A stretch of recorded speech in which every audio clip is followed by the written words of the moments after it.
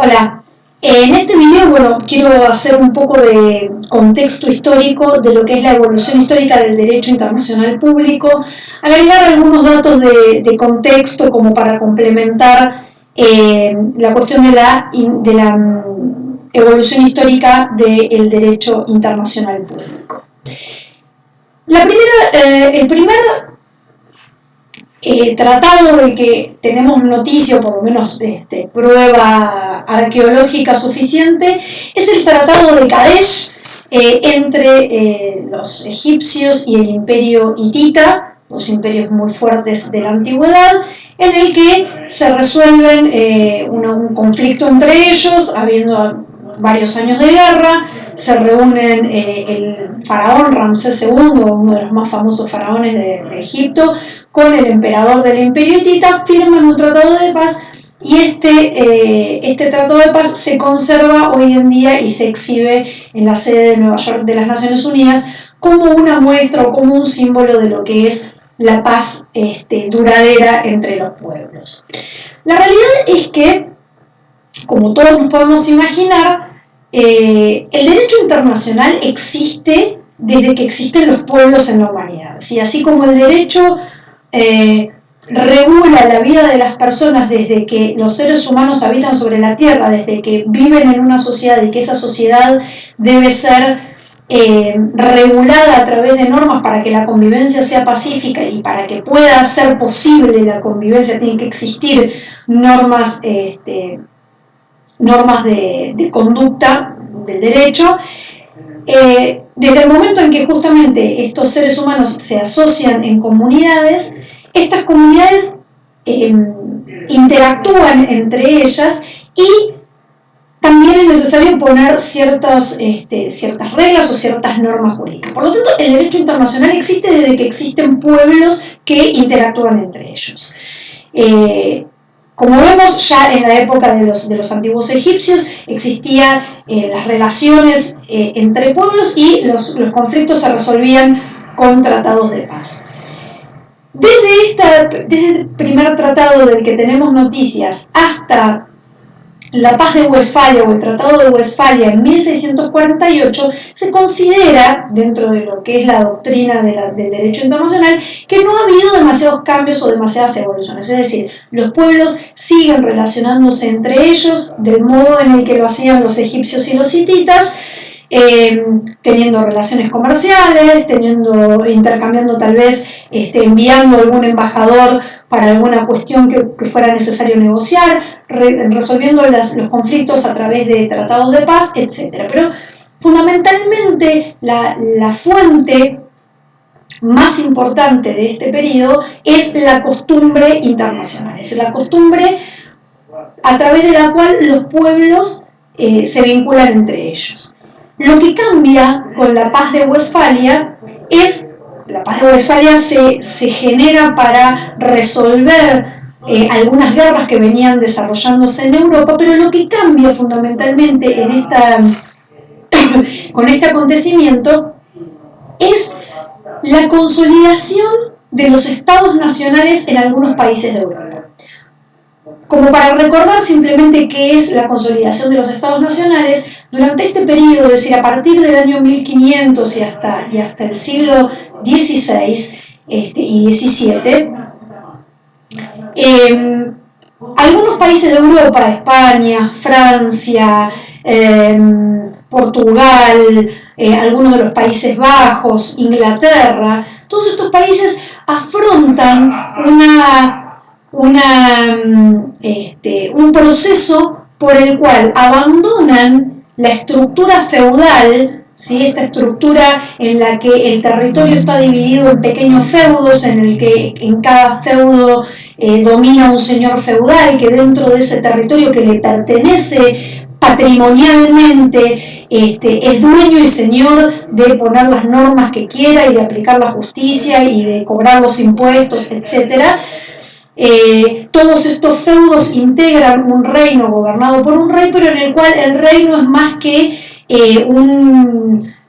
un señor feudal más entre otros, ¿sí? no tiene la preponderancia ni la autoridad que va a llegar a tener más adelante. Entonces, cuando estos países de Europa salen de esta estructura feudal, lo que hacen es un proceso de formación de un Estado-nación. ¿Qué es un Estado-nación en este concepto? Un Estado en el que hay un territorio delimitado, más o menos delimitado, teniendo en cuenta que la cartografía no estaba muy desarrollada. Entonces, un territorio más o menos delimitado, una centralización del poder político en la cabeza del rey, que digamos pasa a ser un superior de los señores feudales, se va abandonando ese feudalismo, se va flexibilizando y lentamente abandonando. El señor feudal queda subordinado a la autoridad del juez, del rey. Este poder político centralizado va imponiendo normas que van a ser aplicables en todo el territorio, y por eso empiezan a aparecer la aparición de la legislación como fuente más importante del derecho,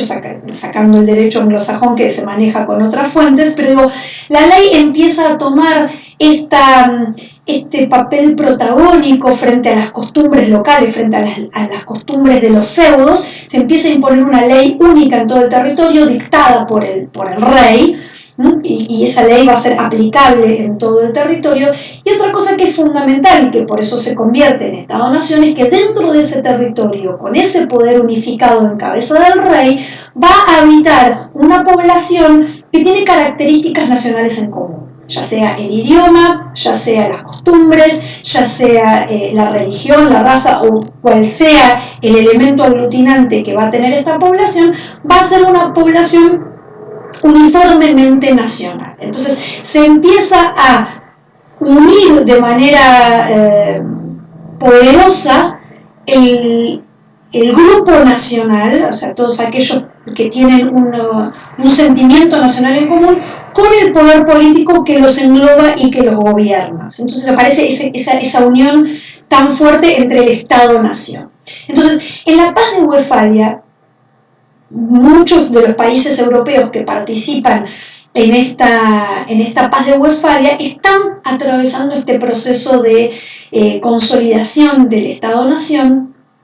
y por lo tanto se consolidan en estos tratados de Westfalia ciertos principios que son esenciales al Estado-nación, como por ejemplo el concepto de soberanía, el concepto de la integridad territorial, ¿sí? Todos estos conceptos son esenciales al Estado-nación. Entonces, en estos tratados internacionales que vemos en Westfalia se imponen como norma internacional que, bueno, que estos estados-nación que tienen un territorio definido y que es inviolable el territorio, o sea, este principio de la integridad territorial es que cada estado tiene su territorio y que no puede ser disputado por otros pueblos, salvo que, por supuesto, que haya una guerra, ¿no? Pero no puede ser discutido, sino que cada estado tiene su territorio, y que además este poder político centralizado en la cabeza del rey es soberano, por lo tanto no acepta imposiciones de poderes superiores, no reconoce el rey por sobre sí ningún otro poder superior, ni la Iglesia, ni el Papa, ni siquiera el emperador del Sacro Imperio Romano Germánico, que era este último intento que los europeos hacen por reconstruir lo que fue el Imperio Romano. O sea, la estructura del Imperio Romano estaba tan metida en la cabeza de los europeos que durante toda la Edad Media, más allá de que estaban organizados, como expliqué recién, en pequeños territorios, en pequeños feudos, siempre subyacía la idea de volver a formar, volver a reunirse en esta organización universal que era el imperio, porque realmente era como volver a las épocas de esplendor, era como volver a aquello que había sido tan bueno como era el Imperio Romano. Entonces se intenta a partir del siglo IX y del siglo X esta formación del Estado romano, del Sacro Imperio Romano Germánico, que abarcaba ciertos países europeos, pero realmente el tiempo del imperio ya había pasado y a pesar de que se intentaba y se insistía con esta cuestión, no prosperaba. No tenía éxito porque, como digo, paralelamente a este intento de unificación en el Sacro Imperio Romano Germánico, había otros estados europeos que estaban en su proceso de consolidación como estados nacionales, lo cual es absolutamente incompatible con la idea de un imperio europeo. Entonces, en la Paz de Westfalia marca este hito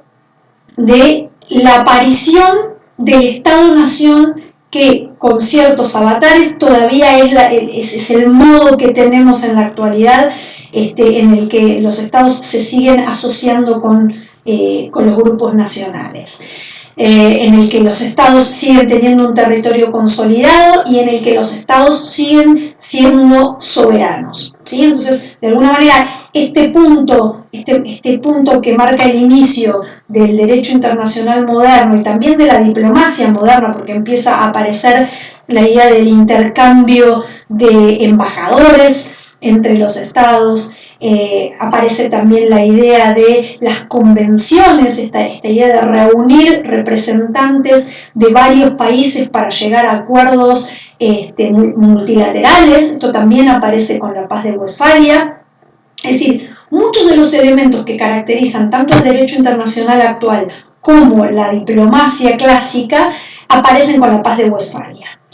El siguiente hito que nosotros podemos mencionar en esta evolución histórica es el Tratado de Utrecht del año 1713,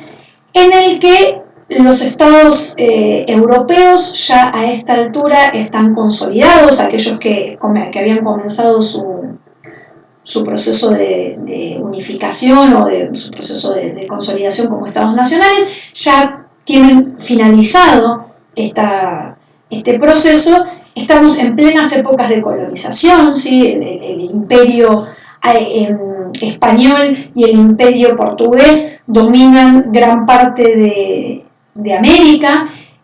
los ingleses y franceses la parte de Norteamérica. También se están lanzando otros pueblos a el descubrimiento y la conquista de territorios en África, en Asia, en Medio Oriente, ¿sí? Es decir, las potencias europeas están muy consolidadas en su organización interna y salen a conquistar nuevos territorios, ¿sí? A esto se va a sumar a mediados del siglo XVIII la Revolución Industrial, que va a generar en aquellos países europeos que se industrializan la necesidad de colocar en algún mercado todo este excedente de producción que empiezan a tener, porque producen mucho más en menos tiempo gracias al auxilio de las máquinas y de la revolución industrial. Y por otro lado, además de conseguir mercados donde colocar todo su excedente de producción, requieren materias primas, ¿sí? Entonces esta colonización que se va generando no solo en América sino también en África y en Asia permite, por un lado, al país conquistador, al país colonizador, permite obtener materias primas de manera gratuita y luego, una vez que esas materias primas son llevadas a Europa, transformadas a través del proceso industrial en productos industrializados, luego ese excedente de productos industrializados se coloca en estos mercados, en estas colonias que cada uno de los países tiene. Entonces, en este proceso, Europa pasa a ser el centro del mundo, se empieza a perfilar como el centro del mundo. Ellos tienen la plena conciencia de que son el centro del mundo, de que son los dueños del mundo, y se ponen de acuerdo las principales potencias europeas en lo que se va a conocer como el concierto europeo. ¿Sí? El concierto europeo es un arreglo, una alianza, o un acuerdo, mejor dicho, entre las naciones. Ellos se perciben entre ellos como equivalentes o como iguales, porque tienen cosas en común. O sea, ellos son como una pequeña élite, como un pequeño grupo que tiene cosas en común y que se diferencia del resto del mundo, que en su mayoría son colonias de los mismos países europeos. Entonces, estos países europeos notan que tienen en común que muchos de ellos se han consolidado como Estados-nación, que algunos están todavía en proceso, como tal vez Alemania e Italia, que van a terminar sus procesos de consolidación como Estado-nación recién a mediados del siglo XIX. Pero digo, en el siglo XVIII, cuando ocurre el Tratado de Utrecht, muchos de los países europeos ya tienen muy avanzado su proceso de unificación como estados nacionales. Todos ellos son gobernados por monarquías. Las monarquías europeas en su mayoría están emparentadas entre ellas a través de alianzas matrimoniales, por lo cual son como un pequeño club exclusivo de familias monárquicas que gobiernan países consolidados sobre territorios y sobre grupos nacionales. Entonces, como que tienen un montón de caracteres en común que los distinguen del resto de los pueblos de la humanidad. Entonces, este concierto europeo, y con la convicción, obviamente, de que son esa élite más civilizada y más avanzada del mundo. Entonces, el eurocentrismo propio de ellos creer que son en la cuna de la civilización, que el resto de los pueblos de la tierra no están a la altura de su civilización. No estoy con esto abriendo un juicio de valor, simplemente estoy describiendo el modo de pensar de un europeo del siglo XVIII. Entonces, en este Tratado de Utrecht se establece lo que se va a conocer como el concierto europeo. Este concierto europeo, como decía, es una alianza entre estas potencias imperiales, todas tienen sus colonias desperdigadas por el mundo, y estas potencias se van a poner de acuerdo en buscar una suerte de equilibrio del poder. Claramente no todos los países europeos eran igual de poderosos, ¿sí? No todos los países tenían la misma cantidad de colonias, ni eran tan ricos, ni estaban tan avanzados. Pero ciertamente no había ninguno que fuese extremadamente más poderoso que los demás. Entonces, este concierto europeo, esta alianza que consolidan las monarquías europeas en el siglo XVIII, se basaba en una suerte de equilibrio entre las potencias. La idea que ellos plantean es que en ningún momento ninguna de las potencias sea tan poderosa o alcance a ser tan poderosa que pueda doblegar a todos los demás países europeos juntos, ¿sí? Entonces, lo que pasaba era que cuando una potencia empezaba a destacarse porque conquistaba más territorios o porque colonizaba nuevos espacios o porque crecía económicamente o porque dominaba los mares, como pasaba por ejemplo con Inglaterra, el resto de los países lo que hacía era aliarse entre ellos en contra de Inglaterra para compensar este poder y que no llegara un momento en el que Inglaterra estuviese en condiciones de dominar y someter al resto de los países europeos. Si en otro momento era España, como España durante mucho tiempo fue el imperio donde no se ponía el sol, el resto de los países europeos se aliaban para contrapesar ese poder de España y de ese modo evitar que España los dominara a todos. Entonces, esto es a lo que se llama el concierto europeo. Es un modo de organizar el mundo y las relaciones internacionales entre los países europeos. Este concierto europeo va a culminar con el proceso de la Revolución Francesa. La Revolución Francesa, recordemos que es la caída de la monarquía absoluta como forma de gobierno y la aparición de la república o de la participación popular en el gobierno. Y una vez que ocurre la Revolución Francesa, que además los franceses al declarar o al emitir la Declaración de los Derechos del Hombre y del Ciudadano, la Declaración Universal de los Derechos del Hombre y del Ciudadano, pretenden que esas ideas que ellos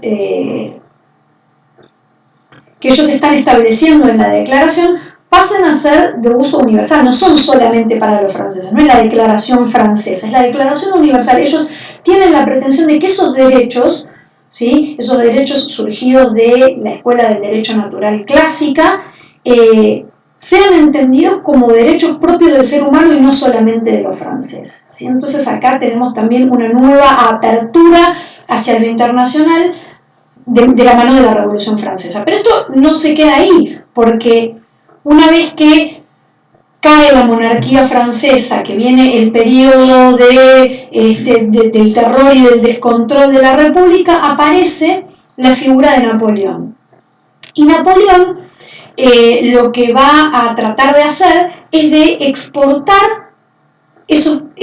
todo lo que la Revolución Francesa le trajo a Francia, la República, los derechos, la Constitución, el Código Civil francés, es decir, todo esto que viene de la mano en Francia de la Revolución Francesa, Napoleón va a tratar de exportarlo al resto de los países europeos. Por supuesto, a través de la conquista y a través de la guerra, ¿sí? Que no siempre es la mejor manera de exportar formas de gobierno o legislación. Pero los países europeos van a reaccionar ante las invasiones napoleónicas, van a reaccionar de la mano de el canciller o el ministro de Relaciones Exteriores austríaco, un tal Metternich, que va a reunir al resto de los países europeos en contra de Napoleón y les va a proponer volver las cosas a como eran antes de la revolución, es decir, volver a las monarquías donde el rey es el que manda, donde nada de participación al pueblo, donde los reyes se ponen de acuerdo entre ellos, se casan entre ellos, y seguir con esta idea férrea del concierto europeo, del equilibrio de poder entre las potencias, de que cada país, de que cada potencia se ocupe de sus colonias y seguir expandiendo y consolidando ese poder europeo como un pequeño club de élite en el que unos pocos reyes se ponen de acuerdo para dominar el mundo, por decirlo de alguna manera, ¿sí? Esta propuesta que se va a llamar la Santa Alianza que propone Metternich va a traer la paz en Europa, que va a durar durante 90 años, con lo cual bastante éxito tuvo con el concierto europeo, con la Alianza de Equilibrio de Poder y la Santa Alianza, como se llamó, y se va a romper esta Santa Alianza con el estallido de la Primera Guerra Mundial. En el estallido de la Primera Guerra Mundial van a confluir muchos factores que venían dándose por debajo de la superficie, que tienen que ver con corrientes nacionalistas, que tienen que ver con las ideas de Marx, que tienen que ver con las diferencias entre los ricos y los pobres que se daban muy marcadamente en Europa, a pesar de que eran los países más ricos de la Tierra, tenían muchísima pobreza y muchísima desigualdad. Y la Primera Guerra Mundial va a terminar estallando por una cuestión que parece muy menor en comparación con lo que fue el conflicto, pero que de alguna manera es como la gota que rebalsa el vaso y que empieza a mostrar todas las gotas que venían corriendo por debajo de la superficie, una superficie que era muy agradable y muy bella, pero que en el fondo se estaban movilizando fuerzas muy poderosas. Terminada la Primera Guerra Mundial, simplemente para recordar, en la Primera Guerra Mundial intervienen por un lado la Triple Entente, que son Inglaterra, Gran Bretaña, Francia y Rusia, contra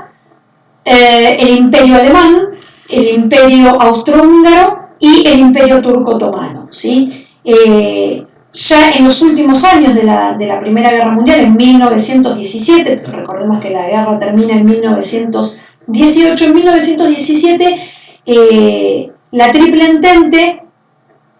Gran Bretaña, Francia y Rusia, convencen a Estados Unidos, que era la pujante nación americana, que estaba creciendo a pasos agigantados, de que se meta en la guerra, que incline la balanza a favor de estos aliados. Estados Unidos, tras muchas idas y vueltas, decide intervenir en la guerra, pero su presidente, que era un tal Woodrow Wilson, tenía como proyecto personal, generar un foro de discusión para los estados en el que los países pudiesen participar y resolver pacíficamente las cuestiones basadas en ciertos principios que se llaman los 14 puntos de Wilson, y que estos países tuvieran un lugar donde poder resolver sus problemas sin necesidad de recurrir a una guerra tan sangrienta y tan terrible como había sido la Primera Guerra. Impone sus condiciones porque queda dentro del bando vencedor de la Primera Guerra y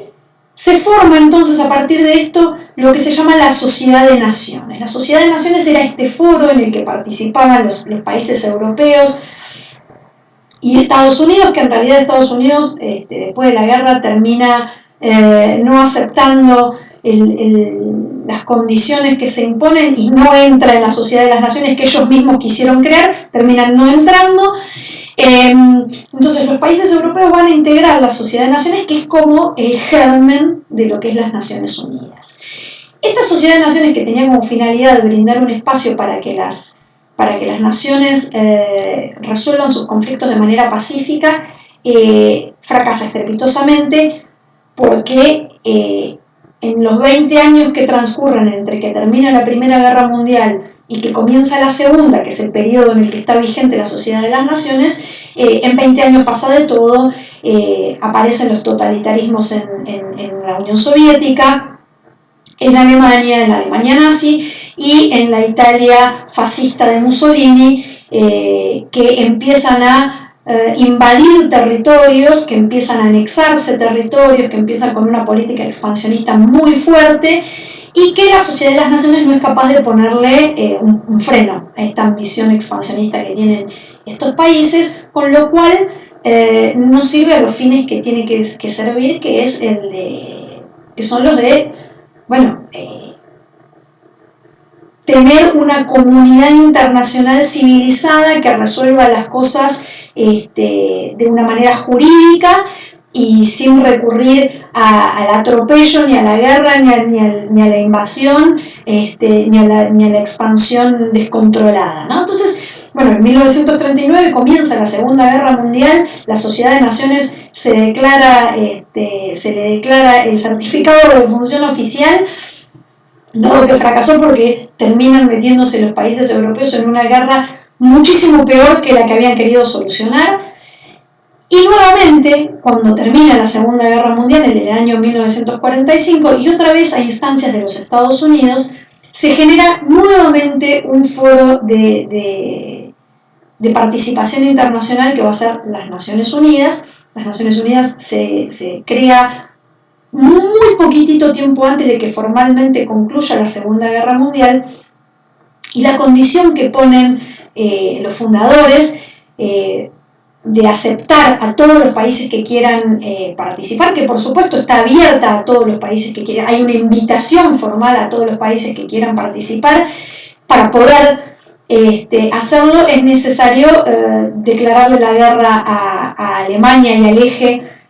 de Alemania, Italia y Japón, que eran las naciones que resultaron vencidas en la Segunda Guerra Mundial, con lo cual empieza formándose con unos pocos países a través de la Carta de San Francisco y luego se van a ir incorporando lentamente todos los países del mundo. Hoy en día abarca a todos los estados y este foro de las Naciones Unidas forma una nueva forma de organizarse mundialmente los estados, que es lo que se conoce como sistema de seguridad colectiva, ¿sí? La ONU existe con la finalidad de, en primer lugar, proteger la paz y la seguridad internacionales. Es decir, tiene que ser un lugar donde se busque consolidar la paz, que no haya conflictos, que si los conflictos se presentan, haya un espacio y un foro donde discutirlos de manera